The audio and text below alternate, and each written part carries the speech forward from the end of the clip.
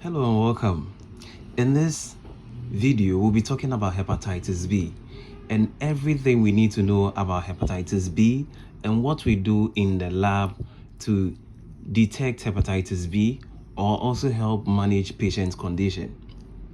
Okay, so if I have sex with my partner in the evening and then my partner tells me I have hepatitis B, can I rush in the morning to the lab to check if I have hepatitis B? What will the results be? Let me answer this one quickly. The results will be negative because there is something we call incubation period. The time before the virus will be detectable in your blood. That takes about 30 to 180 days. So until after 30 days, you may not be able to detect this hepatitis B in your blood.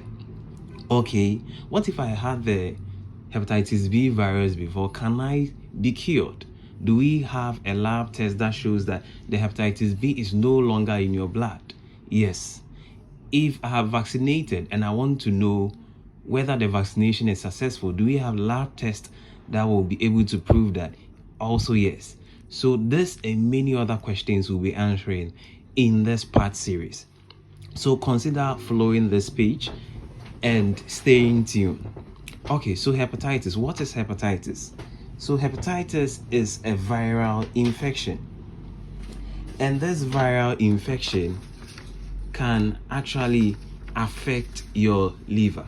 So this is the hepatitis virus, and then it fights to affect your liver. The infection could be or could lead to an acute disease or a chronic disease. And whether it's acute or chronic is very important. We have lab tests that can tell us whether it's acute or chronic. We are going to talk about that. Okay, acute infections can sometimes be resolved by the body or by the immune system such that it will fight the hepatitis B infection and it will be no longer in your blood. But when it progresses to the chronic stage, that is where things become dangerous, because the chronic one can lead to cirrhosis and then liver cancer, which is a very sad situation. Good. Now, how do you get hepatitis B? You get hepatitis B through sex. 2, you get hepatitis B through contact with hepatitis B blood, either in the hospital through a needle stick injury, or maybe you are using sharps with somebody who has been infected. It can make you contract hepatitis B. Also, hepatitis B can be contracted perinatally during childbirth. So a transfer from the mother to the child. These ones usually lead to chronic infections over time. And so we usually vaccinate children within 24 hours after they are born. Good. If you are vaccinated and you don't know, you are not sure, you want to know whether you are vaccinated, there's a lab that we do to detect or to tell whether you are vaccinated and whether the vaccination is successful. We'll be talking about that in part 2 of this series. Okay, now, so hepatitis. How do we detect hepatitis B in the lab? So we have a test strip that we use. There's a test strip for hepatitis B, and there's a test cassette for hepatitis B. They all do the same thing, and as usual, I'll show you how it works. So I'll open one, and this is the cassette. It comes with its buffer. So this is the buffer. To do this test is very simple. You get your blood. This is my blood. It has been spun, so the cells are below and then the plasma is above.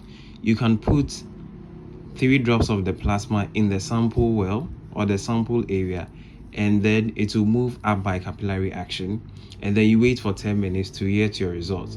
Alternatively, you can use the whole blood to also do it. So I'm going to use the whole blood and then the plasma in this case. Okay, so let me first use the whole blood and then introduce the buffer. So this is one way of doing it.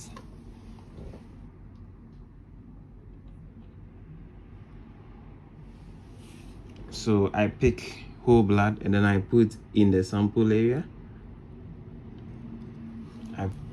And then I add my buffer. The buffer is to allow the sample to flow up by capillary action. And so you're going to wait for 15 minutes for this to be ready. Good. Let me also, whilst it's moving, let me also prepare another one where I'm just going to use the plasma only.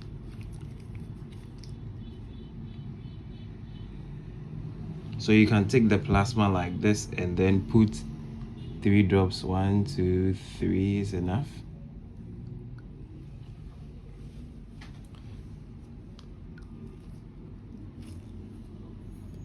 Okay, so these are the cassettes. We also have the strip. It's also the same. You open it like this and then you bring the strip out. The strip looks like this. So you also put it in the sample. So you have your sample here and then you can insert it into the sample like this, and then you let it hang. It will rise by capillary reaction. So you wait for about 10 minutes and then you will be getting your results. Okay, so while it's moving, let me explain the principle. So this hepatitis B surface antigen. So the surface antigen is in the blood, that's in the whole blood or in the plasma, or even if you want, you could use serum. Okay, and then there are monoclonal and polyclonal antibodies in the nitrocellulose membrane in the cassette here. So there's a nitrocellulose membrane in here and it has been coated with the polyclonal and monoclonal antibodies, also conjugated to colloidal gold so that the pink line can be produced. So you introduce the antigen and then the test line has the antibodies. And so when the test is positive, or when the person has the hepatitis B virus, it will bind to the antibody and then it will show us a deep line at the test area. So this person is hepatitis B positive, very, very clear. And then this person is hepatitis B negative. Okay, let's also look at our test strip. So it's also negative. So basically, this is how we detect hepatitis B in the lab. Okay. WHO estimates that about 1.5 million people contract hepatitis B each year. And so if you are sleeping around, you should be very careful.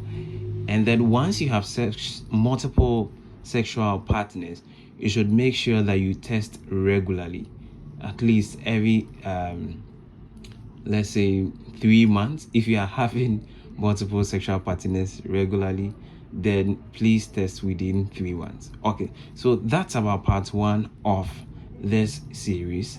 We'll move to part 2, where we'll have a ton of information to dish out to you.